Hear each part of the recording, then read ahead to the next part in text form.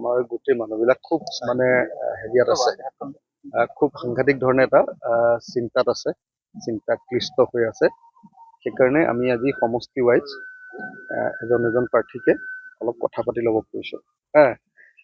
এজন প্ৰাৰ্থীকে আমি টাইম দি মাতিছোঁ যে 11টাৰ পৰা 12টালৈ এটা শ্লেব, 12টাৰ পৰা 1টালৈ এটা শ্লেব, 1টাৰ পৰা 2টালৈ এটা শ্লেব, 2টাৰ পৰা 3টালৈ আৰু 3টাৰ পৰা 4টালৈ, 4টা বজালৈকে আজি আমাৰ এনেকুৱা 5টা শ্লেব হ'ব। এই 5টা শ্লেবত আমি কেণ্ডিডেট কেইজনক আমি সুধিব খুজিছোঁ যে একচুৱেলি তেওঁলোকে কি কৰিব, এতিয়া কেনেকুৱা ধৰণৰ স্থিতি ল'লে ভাল হয়। বস্তুটো ডিলে হৈ গৈ আছে, দেৰি হৈ গৈ আছে, গতিকে এতিয়া কেনেকুৱা স্থিতি ল'ব এই সম্পৰ্কে অকণ কথা পাতি মই 4টা বজাত আপোনালোকক আমাৰ মিটিংখনৰ আউটকাম জানিবলৈ দিম। মানে সেইটোৱে আজি গোটেই কথাখিনি পাতি আমি কেণ্ডিডেটবিলাকৰ মনৰ ভাৱবিলাক লৈ মই কৈছোঁ 5টা শ্লেব আছে, 5টা শ্লেবত মই কেণ্ডিডেটৰ মতামতখিনি লৈ লওঁ।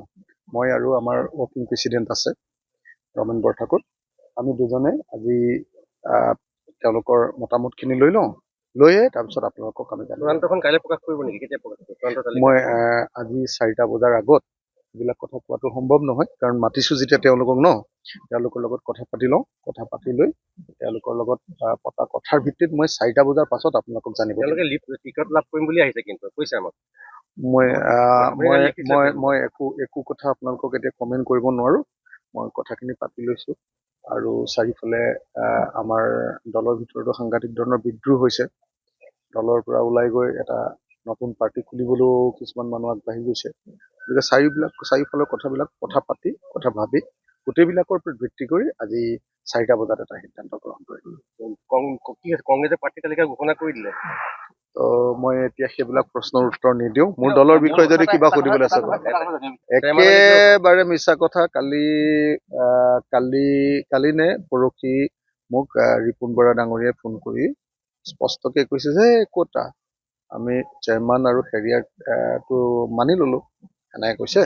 কি কয় আপোনাৰ 2জন বিধায়কৰ কথাটোতো আমি মানি লৈছোঁ, আমাৰ হেৰিয়ে সভাপতি এনে কথাটোহে উল্লেখ কৰিছে, এনেকৈ কৈছে। দেৱবৰঠাকুৰেও কৈছে আপোনাৰ চেয়াৰমেন লাগিছে ফুল গৌৰৱ বুলি কৈছে, গতিকে আপোনাৰ থাকোঁতে তেওঁ এই ধৰণে কথাবোৰ কোৱাক লৈ আপোনাৰ কিবা ব্যৱস্থা লৈছে নেকি?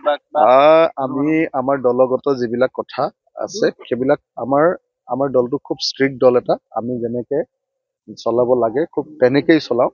এইটো একেবাৰে মানে কেডাৰ বেছ শৃংখলাবদ্ধ দল এটা।